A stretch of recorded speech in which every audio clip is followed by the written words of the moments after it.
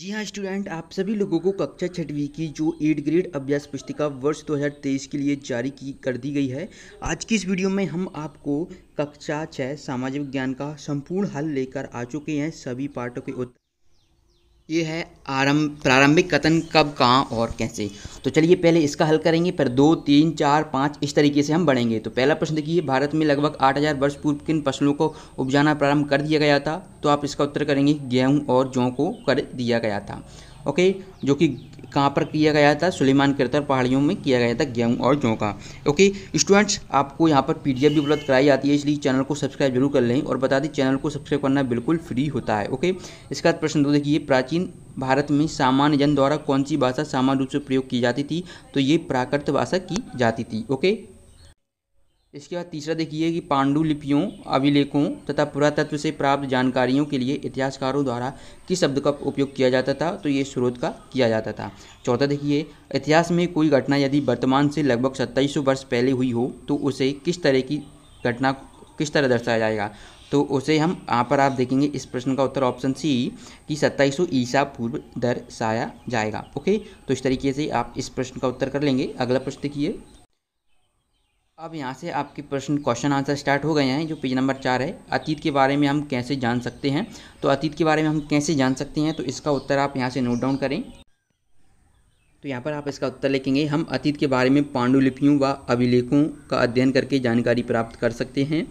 Okay, इसके अलावा पुरानी इमारतों, सिक्कों आदि से भी जान सकते हैं।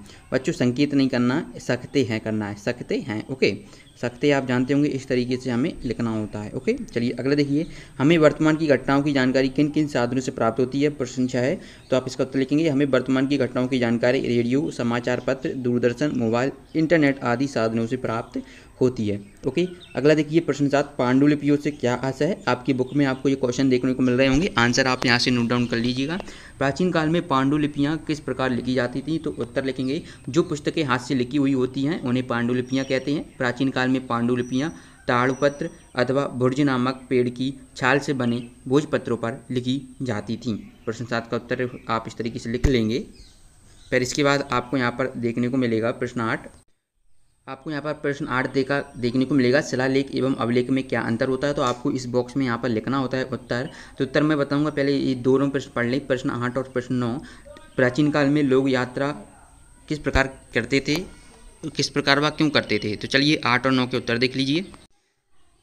तो स्टूडेंट्स यहाँ पर प्रश्न 8 का आप उत्तर देखेंगे, शिलालेख एवं अभिलेख में क्या अंतर होता था। तो इसका उत्तर लिखेंगे, किसी पत्थर चट्टान पर खोदी गई लिखित रचना को शिलालेख कहते हैं।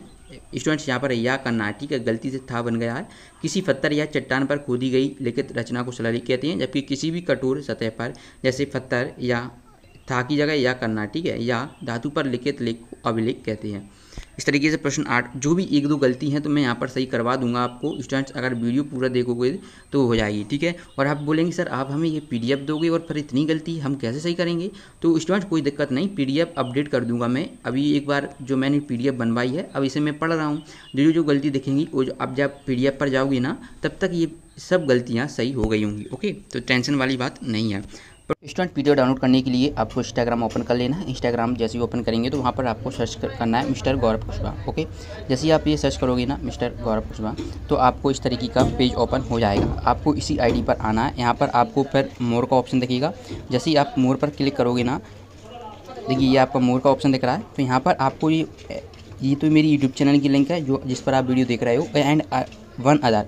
जैसे ही आप वन अदर पर क्लिक करोगे ना तो आप सीधी पीडीएफ पर पहुंच जाओगे। जैसे ही मैं देखिए इस पर क्लिक करता हूं तो आपको 2 ऑप्शन मिलेंगे। तो 8 ग्रेड अभ्यास पुस्तिका पीडीएफ लिंक पर फिर आपको यहां पर क्लिक कर देना है और यहां से आप इसकी पीडीएफ डाउनलोड कर पाओगे। ओके, प्रश्न देखिए, प्राचीन काल में लोग यात्रा किस प्रकार व क्यों करते थे। तो आप इसका उत्तर लिखेंगे, प्राचीन काल में लोग पैदल यात्रा करते थे। वे कभी काम की तलाश में, कभी प्राकृतिक आपदाओं के कारण और कभी नए और रोचक स्थानों को खोजने की चाह में उत्सुकतावश यात्रा किया करते थे। इसके बाद हम प्रश्न क्रमांक 10 देखेंगे। प्रश्न क्रमांक 10 है, सहायक नदी किसे कहते हैं। गंगा की सहायक नदियों के नाम लिखिए। तो आप इसका उत्तर लिखेंगे, जो नदी मुख्य नदी में मिल जाती है उसे सहायक नदी कहते हैं।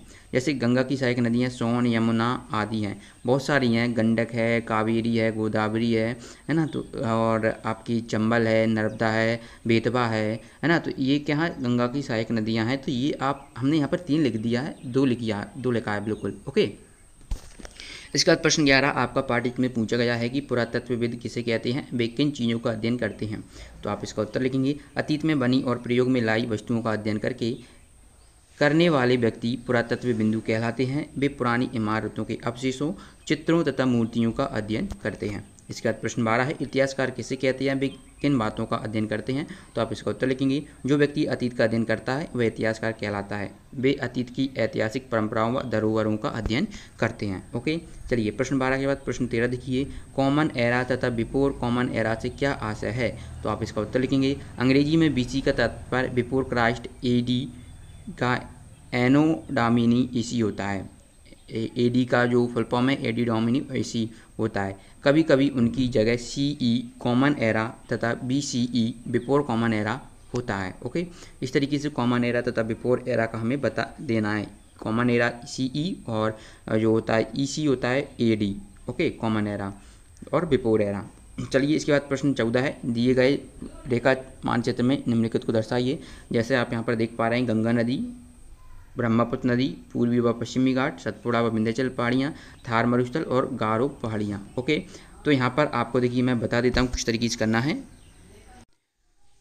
तो स्क्रीन पर आप देख पा रहे होंगे, यहाँ पर आपको यमुना नदी देखने को मिलेगी। ये आपकी यमुना नदी है, यहीं से आपकी ये गंगा नदी निकल रही है। फिर ये आपका थार का मरुस्थल है, ये आपकी विंध्याचल जो कि मध्य प्रदेश के रायसीना जिले में है, विंध्याचल पहाड़ी। फिर इसके बाद ये सतपुड़ा पहाड़ी है, यहाँ से आपकी ये सोन नदी निकल रही है। ठीक है, ये ब्रह्मपुत्र नदी, यहाँ से आपकी ब्रह्मपुत्र नदी है। गारो, काशी, जयंती, ये 3 पहाड़ियाँ, जिसमें जो गारो पहाड़ियाँ यहाँ पर है आपकी, है ना, ये पूर्वी तट है, ये पश्चिमी तट है। इस तरीके से पार्ट 1 हमने कंप्लीट कर लिया है।